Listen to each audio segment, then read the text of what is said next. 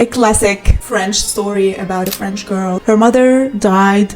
Her father took her, left her at a convent. She lived there. She learned how to stitch and sew. She got to meet with interesting people from the elite, which led her to become one of the most influential and controversial designers of our time. I'm Gabrielle Chanel.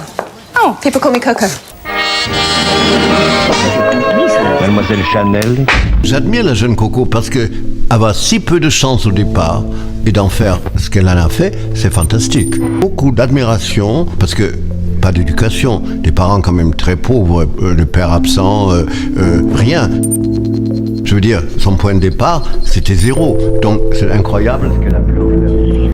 What's the story behind this fashion icon that has caused so much controversies? She used to work as a seamstress in the day, and she used to sing in a cabaret, an old-time bar where off-duty soldiers would come and have like a good time, and she would sing to them. And this is how Chanel basically broke into the elite society. She got to see them. She had the opportunity to actually be in the same room with these important people.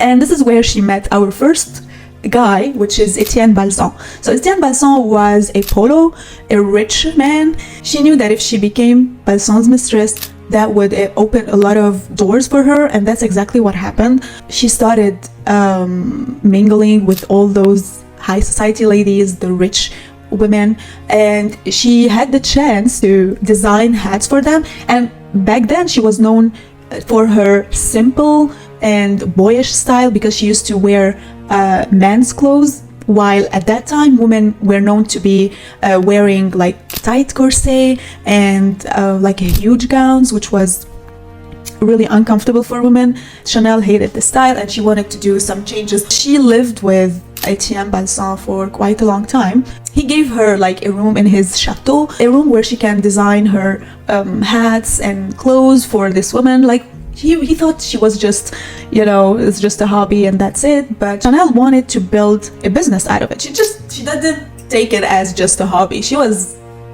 had enough of being poor. She wants to become a rich woman. So she wanted to make this as a business, and unfortunately she needed an investor and nobody was willing to take the risk. One lucky day, Chanel met the love of her life. She really fell in love with this one, okay? His name was Boy Capel. He was an English man, a wealthy one. She wants to become rich, and she definitely knew that by being and working with the rich, she's gonna become a one. La vue est tellement serrée qu'elle va se couper en deux.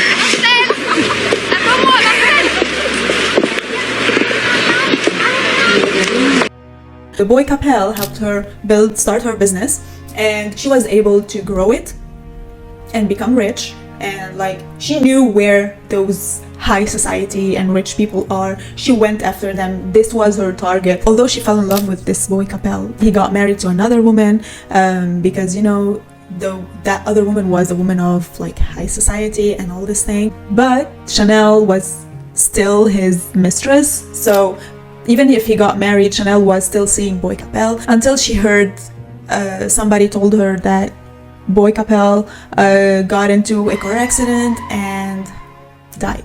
So Boy Capel is gone. Now Coco Chanel is on her own. C'est toi qui as pris mon polo bleu? Tu sais quelle est la différence entre toi et moi?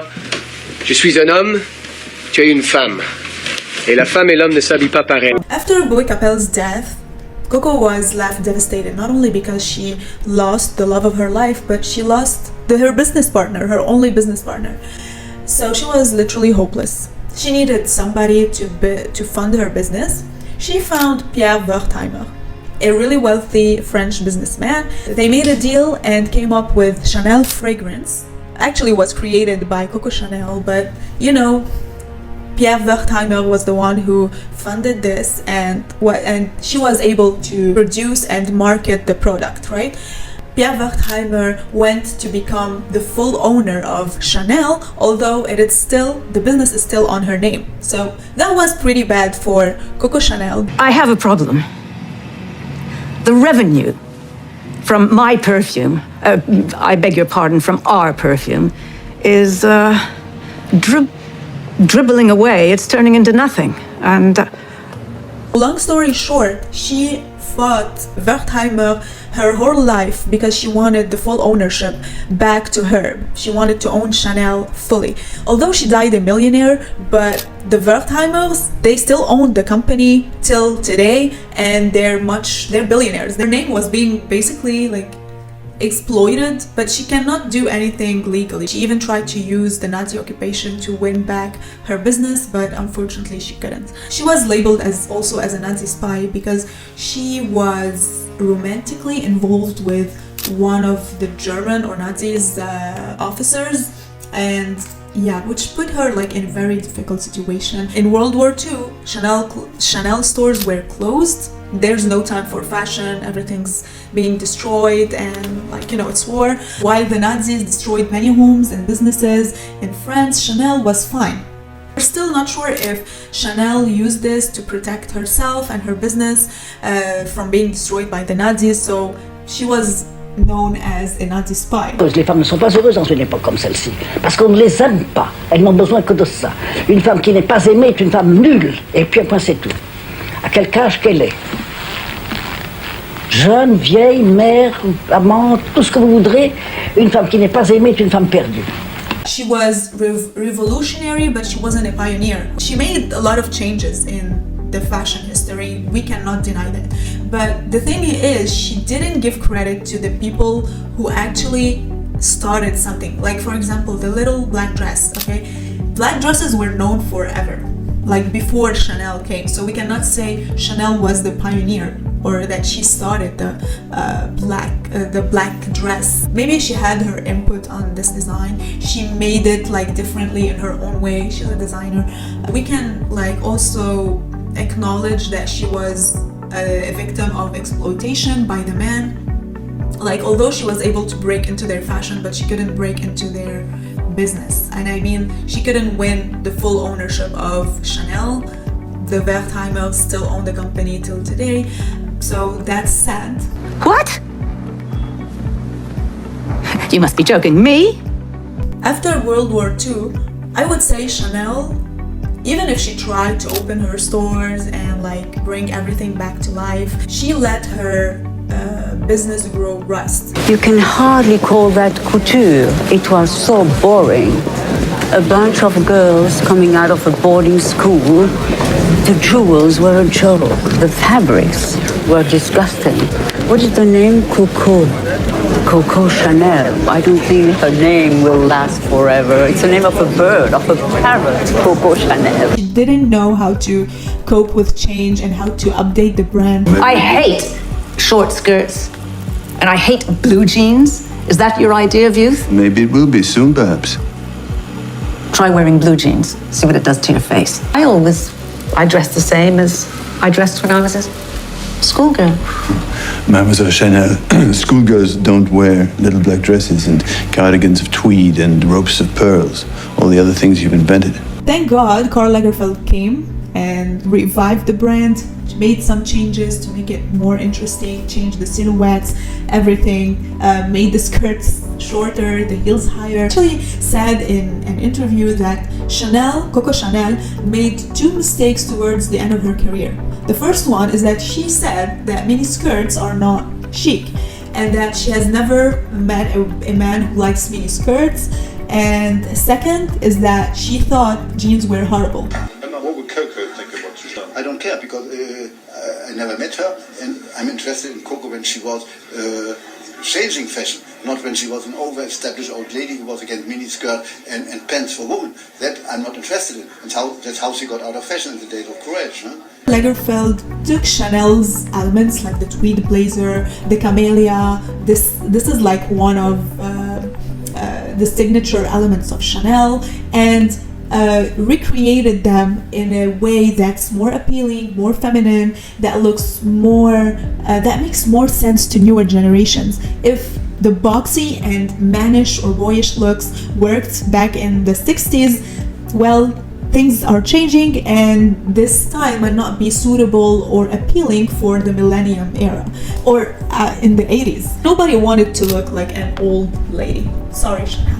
He said in an interview magazine, "I think no one dared to tell this 86-year-old lady that miniskirts are great and really sexy. The result was that she lost her power in the end and no one cared about what she did." He tried to change everything, making things more trendy and more relatable and more chic than just a boxy suit. So it's about being chic and comfortable and expressing yourself through your clothes. And I think that's what Chanel missed at the end of her life. Even Yves Saint Laurent said in an interview, and I quote, "But I'm not all in agreement when she says I copy her. I think the big difference between me and Mademoiselle Chanel is that I try to bring women a style that allows them to adapt their style to my dresses and allows them to develop their personalities, while a woman who wears Chanel resembles Mademoiselle Chanel." And that is true. C'est ce que j'ai cherché, c'était mon but. Créer un style, il n'y en avait plus. À mon sens, car il n'y a pas de style en France. Il y a un style dans une nation de ça. Il y a un style quand les gens de la rue sont habillés comme vous. Et je crois être parvenu à ça. I like to go through all the iconic elements that Chanel used. Chanel was basically inspired by everything sports, like the striped shirts, the bell-bottom pants, and crew-neck sweaters were traditionally worn by sailors. Also, the iconic Chanel suit. Chanel's 1923 tweed suit revolutionized women's fashion with its emphasis on comfort and practicality, made from supple wool and mohair tweed. It featured a jacket and a skirt paired with a jersey or silk blouse and lining. This is the classic Chanel look. The little black dress, again, she wasn't the one to invent this idea, but she also revolutionized this basic dress. Chanel also was known for the two-tone pumps. The beige leather helps the legs look longer and the black tip makes the foot look smaller. Regarding jewelry, well, Chanel was inspired by the costume jewelry, and she wanted, I mean, if you've seen the old Chanel jewelry, they were huge. They included fine gemstones. She preferred faux bijoux over wealth. I wear nothing to make myself look younger or richer. These are fake. One of the most recognizable elements of Chanel was the flower of camellias, famously associated with Alexandre Dumas, La Dame aux Camélias, held personal significance for Chanel. You can actually see that in her designs, and the French fashion house still uses this as her legacy. Chanel bag was introduced in 1929 and were basically inspired by military bags, featuring a thin shoulder strap for a hand-free use. In 1955, Chanel updated the design to create the iconic 2.55 bag, named after its creation date. Our famous Chanel boat bag was designed by Karl Lagerfeld in 2011 and was named after Boy Capel, who was a significant lover for Coco Chanel. After Karl Lagerfeld's death, what do you think Chanel is heading towards? Do you like it now? Do you think it was better during the Karl Lagerfeld era, or maybe before Karl Lagerfeld, the classic Coco Chanel, Mademoiselle Chanel style? Let me know in the comments. Well, that was it for today. I hope you really liked this video. If you want more of this, let me know in the comments, and see you next time.